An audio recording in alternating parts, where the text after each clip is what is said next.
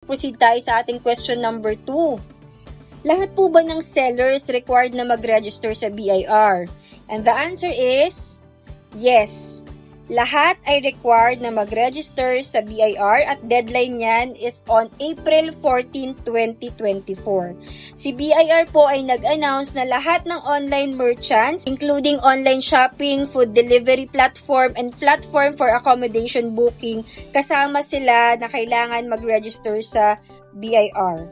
Okay, clear po yan na hindi ito specific lang kay Shopee, specific lang kay TikTok or kay Lazada. Other booking platforms as well online. Basta online merchant sila, kasama sila na dapat mag-register with BIR. Next question natin, anong mangyayari kapag hindi tayo nakapagpa-register sa BIR? Sagot, there will be a platform sanctions by Shopee. So kung kayo po ay talagang seller at desidido kayo to continue your business, then I would highly suggest to do the BIR registration process. And then yung question number 4 natin, actually parang related din siya sa question number 3. What is the sanctions if I fail to complete the business information? Yung ibig sabihin dito ng complete the business information, ito yung ina-upload nating documents sa seller center ng platform kung saan man tayo nagbebenta, whether Lazada, TikTok, or Shopee.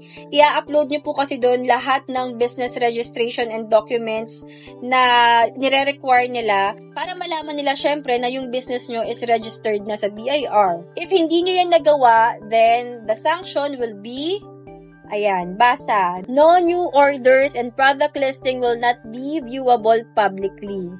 In Tagalog, para na ring sarado yung shop nyo kasi walang papasok na orders, 'di ba? Bakit ka ba nagtayo ng shop as an online seller? Syempre gusto mo may orders, may sales. With this sanction, mawawala lahat ng sales mo. Kaya napaka-importante na mag-comply with this requirement. Next question, pwede po bang si Lazada na lang, si TikTok, o kaya si Shopee na lang ang mag-register sa amin as a seller? The answer is a big no. Bakit? Kasi meron po tayong tinatawag na Data Privacy Act. Meaning to say, hindi sila pwedeng mag-handle ng ating mga confidential documents, ng mga personal information natin. And remember, as a business owner, this is our responsibility. Responsibility natin to register our business, responsibility natin to comply kasi ito ay mandatory ng government. As much as we wanted na sila na lang yung mag-process sana, but unfortunately, the answer is no, hindi po pwede.